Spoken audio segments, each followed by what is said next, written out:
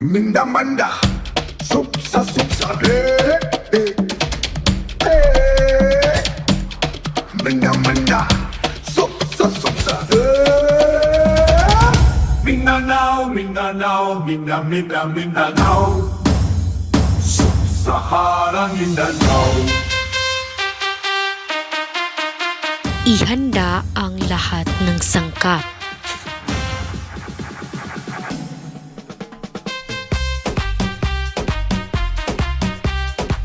Hugasan ng mabuti ang manok.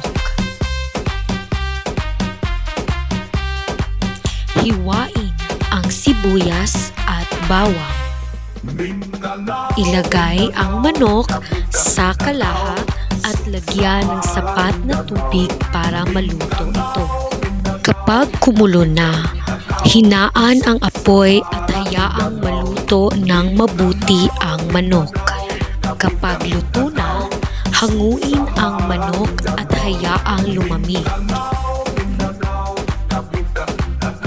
Himayin ang manok kapag malamig na.